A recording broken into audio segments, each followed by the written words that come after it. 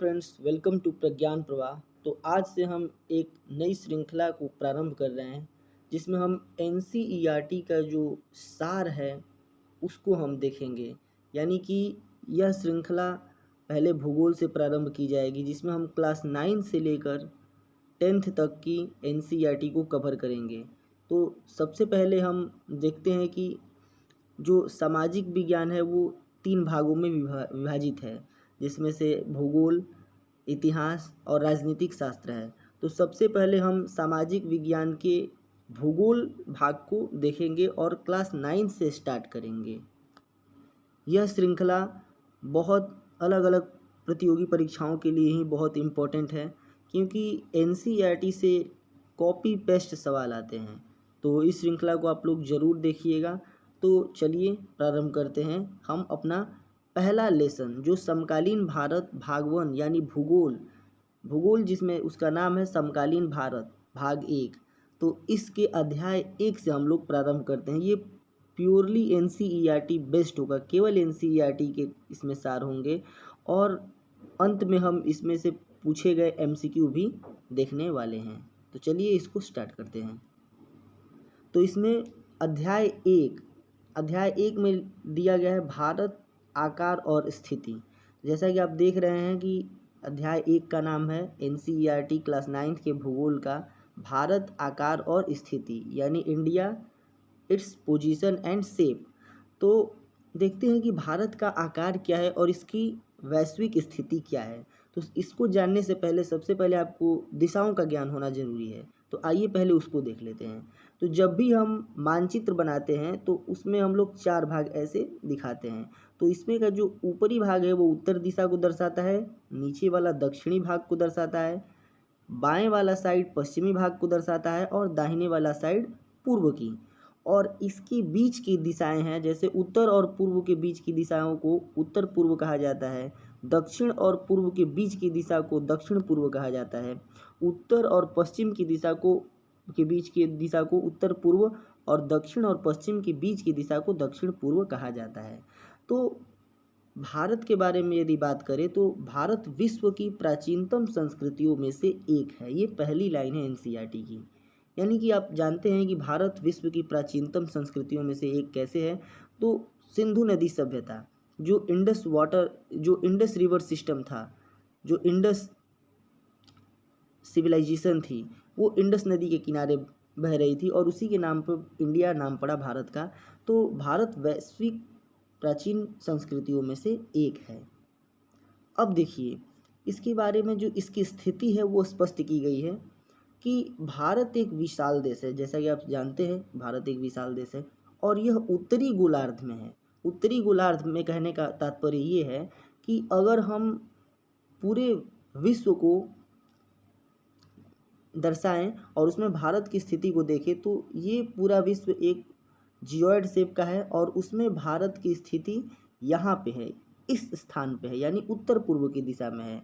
और ये आधा इस भाग को इक्वेटर कहते हैं और इक्वेटर के ऊपर के भाग को उत्तर और इक्वेटर के दक्षिणी भाग को दक्षिण कहा जाता है। तो इसमें भारत उत्तर पूर्व दिशा में स्थित है, यानी उत्तरी गोलार्ध में स्थित है, जो एशिया का एक देश है। इसका मुख्य भाग, यानी कि ये इसका मुख्य भाग है, अब इसकी स्थिति को बताया गया है कि 8 डिग्री 4 मिनट, ये 4 मिनट, ये जो डैश जैसा दिख रहा है इसको मिनट पढ़ा जाता है। तो ये 8 डिग्री, यानी यहाँ ये 8 डिग्री है और यहाँ से उत्तर से लेकर और 37 डिग्री 6 उत्तर तक स्थित है। यानी जो अक्षांश है, अक्षांश रेखाएं क्या होती है, मानचित्र पर खींची गई लेटी हुई रेखाएं, बाएं से दाएं या दाहिने से बाएं जो खींची गई उसको अक्षांश रेखाएं कहते हैं। तो अक्षांश रेखाएं 0 डिग्री से बढ़ते हुए उत्तर तक 90 डिग्री तक जाती है और दक्षिण में भी 90 डिग्री तक जाती है।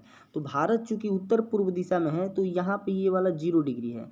तो यहाँ से लेकर नहीं, हमारा भारत 8 डिग्री से लेकर 37 डिग्री तक उत्तर में है, यानी 8 डिग्री 4 मिनट उत्तर से लेकर 37 डिग्री 6 मिनट उत्तरी अक्षांश तक।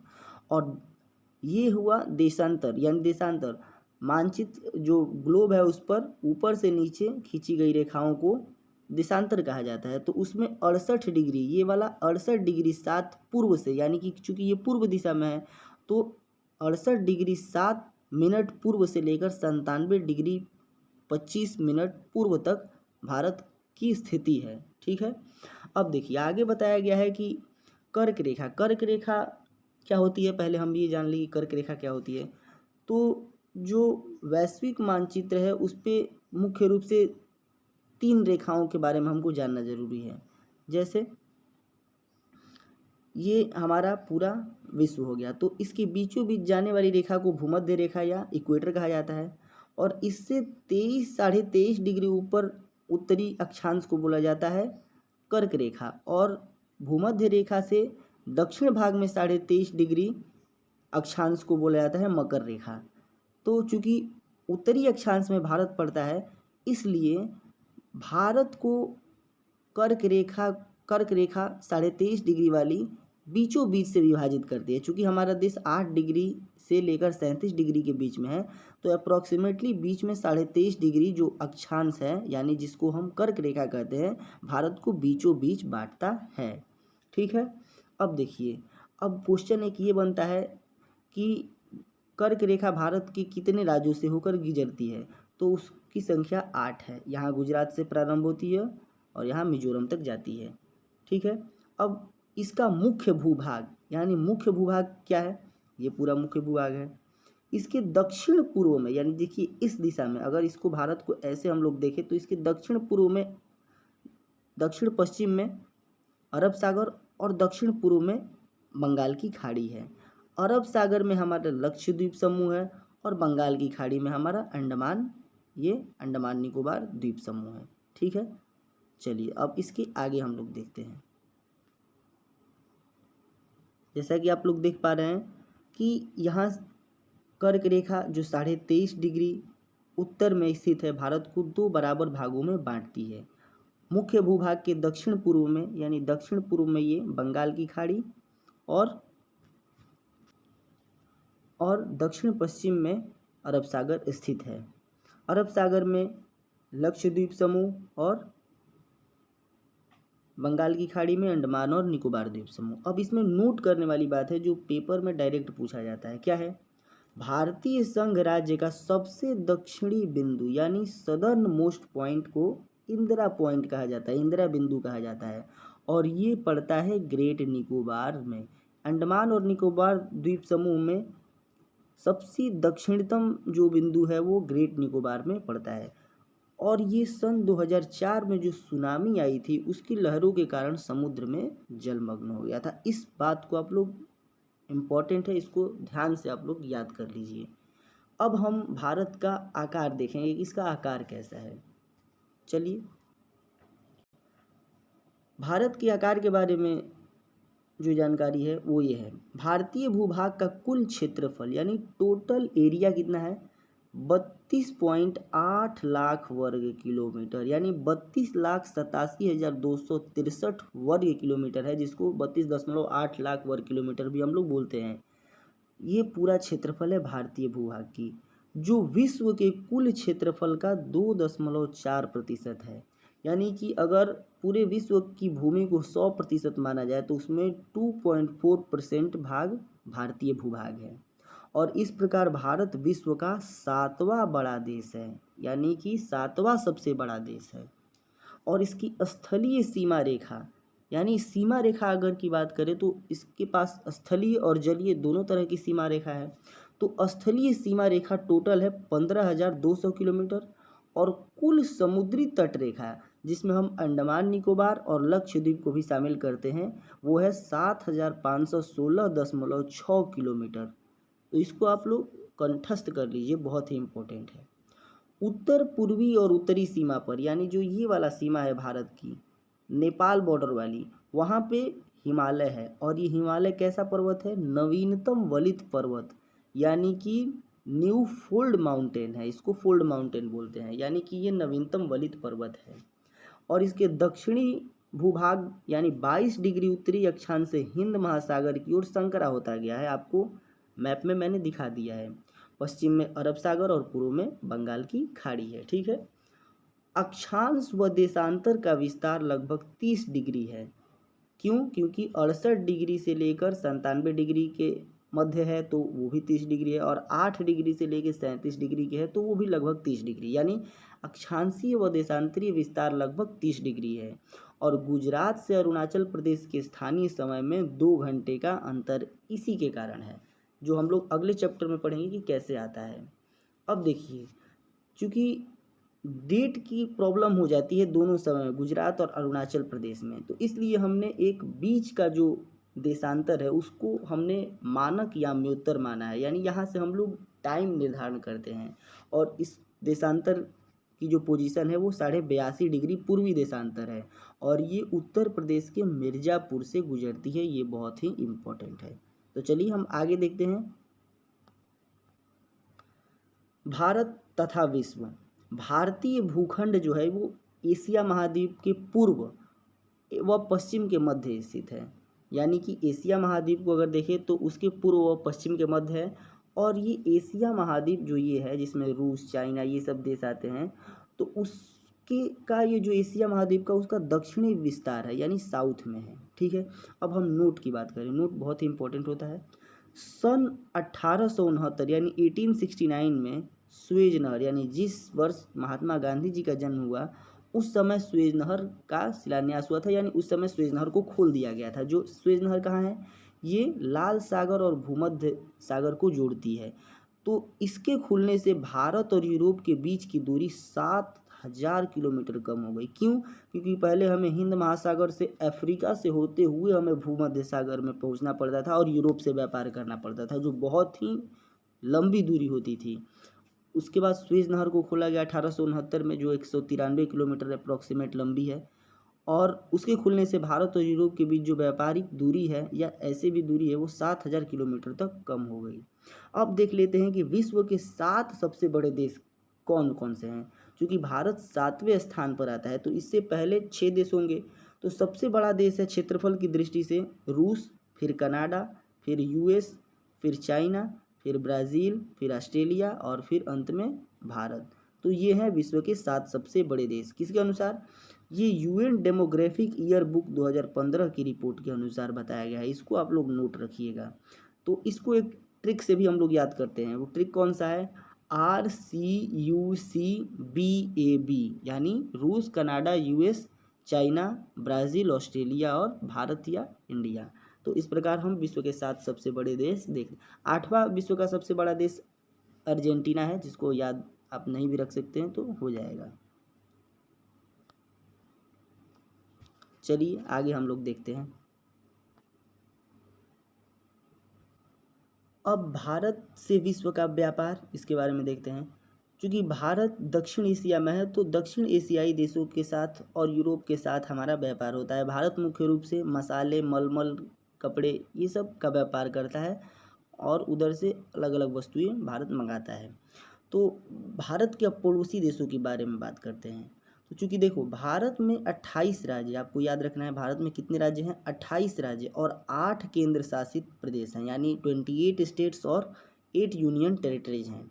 और भारत की भूमि से जो सीमाएं बनती है अलग अलग देशों के साथ वो 7 है। और इसको ट्रिक से याद करते हैं 55 MBA, यानी बांग्लादेश, चाइना, पाकिस्तान, नेपाल, म्यांमार, भूटान और अफगानिस्तान।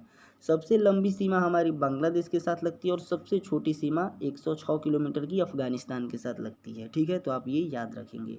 और ये लंबाई के अनुसार इनका क्रम भी है, यानी सबसे लंबा 4,096 किलोमीटर का बांग्लादेश के साथ, फिर चाइना, फिर पाकिस्तान, फिर नेपाल, फिर म्यांमार, फिर भूटान, फिर अफगानिस्तान के साथ लगता है। यानी कि अगर पूछे कि भारत की कितने देशों के साथ सीमा साझा करता है तो 7 देशों के साथ। और दक्षिण में समुद्र पार 2 द्वीप समूह राष्ट्र हैं जो भारत के पड़ोसी देश हैं, यानी श्रीलंका और मालदीव, जो हिंद महासागर में स्थित है। देखो यहाँ इंपॉर्टेंट है, भारत व श्रीलंका के बीच छोटा समुद्री रास्ता है जिसे पाक जल संधि कहा जाता है और मन्नार की खाड़ी कहा जाता है।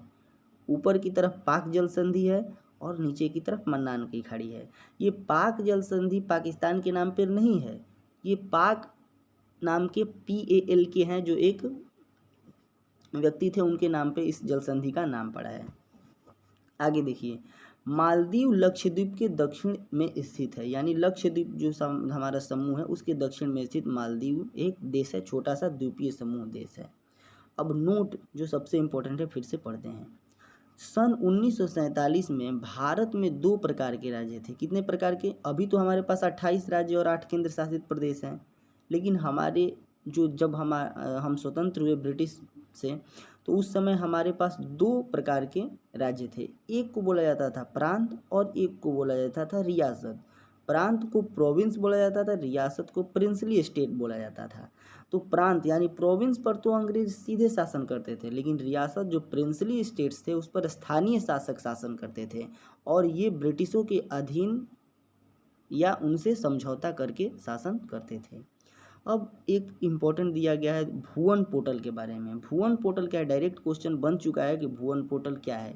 तो भुवन पोर्टल देश के प्राकृतिक संसाधनों यानी नेचुरल रिसोर्सेज, एनवायरनमेंट यानी पर्यावरण और सतत विकास में उनकी भूमिका के बारे में छात्रों के बीच जागरूकता लाने के लिए मानचित्र आधारित शिक्षा प्रदान करता है।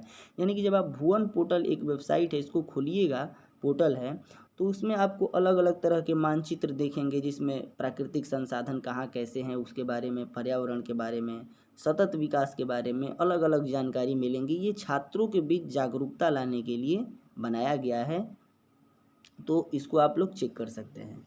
तो ये बहुत ही इम्पोर्टेंट था। अब इस पर आधारित हम लोग MCQ भी देख लेते हैं, जो कि NCERT में दी गई है। तो पहला MCQ है, कर्क रेखा किस राज्य से नहीं गुजरती है? तो कर्क रेखा 8 राज्यों से गुजरती है, जैसा मैंने बताया। उसका एक ट्रिक भी है, उसका ट्रिक है मित्र पर गमछा झार। तो इस यानी कि देखो, ट्रिक ज़्यादा पढ़नी नहीं चाहिए, आप लोग मैप देखोगे तो गुजरात में, फिर राजस्थान में, उसके बाद आपको मध्य प्रदेश में, उसके बाद छत्तीसगढ़ में, झारखंड में, पश्चिम बंगाल में, त्रिपुरा में और मिजोरम में आपको ये कर्क रेखा देखने को मिलेगी, लेकिन छत्तीसगढ़ में ये से नहीं गुजरती है। तो इसका आंसर होगा उड़ीसा से नहीं गुजरती, तो इसका आंसर होगा उड़ीसा। दूसरा MCQ है, भारत का सबसे पूर्वी देशांतर कौन है? तो 97 डिग्री 25 मिनट पूर्व, यही आंसर है, क्योंकि 68 डिग्री से लेकर 97 डिग्री 25 मिनट पूर्वी तक हमारा देश फैला हुआ है, तो सबसे पूर्वी है 97 डिग्री 25 मिनट। तीसरा क्वेश्चन है, उत्तराखंड, उत्तर प्रदेश, बिहार, पश्चिम बंगाल और सिक्किम की सीमाएं किस देश को छूती है? तो इसका तो सिंपल आंसर है नेपाल, क्योंकि बिहार भी है इसमें। तो सीधे हमारी बिहार की सीमा चीन से लगती नहीं है, भूटान से भी नहीं लगती है और म्यांमार से भी नहीं, तो एक ही ऑप्शन बचता है, तो नेपाल। चौथा है, ग्रीष्म अवकाश यानी गर्मी में आप यदि कवरती जाना चाहते हैं, कहाँ कवरती जाना चाहते हैं, तो किस केंद्र शासित क्षेत्र में जाएंगे? देखो, कवरती क्या है? लक्षद्वीप समूह की राजधानी का नाम है। तो हम कवरती जाएंगे तो कहाँ जाएंगे? लक्षद्वीप में जाएंगे, सिंपल। तो ये रहा हमारा अगला क्वेश्चन है, मेरे मित्र एक ऐसे देश के निवासी हैं जिस देश की सीमा भारत की सीमा के साथ नहीं लगती, यानी भारत की सीमा इस देश के साथ नहीं लगती है। आप बताइए वह कौन सा देश है? तो भूटान के साथ लगती है, बांग्लादेश के साथ लगती है, नेपाल के साथ भी लगती है, लेकिन ताजिकिस्तान के साथ नहीं लगती है। तो आंसर होगा ताजिकिस्तान। मुझे आशा ही नहीं, पूर्ण विश्वास है कि आपको ये वीडियो पसंद आया है, और अंत तक देखने के लिए आपका पुनः एक बार धन्यवाद। ये चैप्टर 1 है, इसके बाद का अगला चैप्टर भी हम लोग इस सीरीज़ में कवर करेंगे, और धीरे धीरे करके क्लास 9th का जो भूगोल है, फिर क्लास 10th का जो भूगोल है उसको कंप्लीट करेंगे, फिर इतिहास, फिर राज्य व्यवस्था करते हुए हम NCERT को कंप्लीट करेंगे। तो अगर इस सीरीज़ को आप लोग चाहते हैं कि कंटिन्यू रहे, तो इस चैनल को सब्सक्राइब कर लीजिए, इस वीडियो को लाइक करिए। बहुत बहुत धन्यवाद।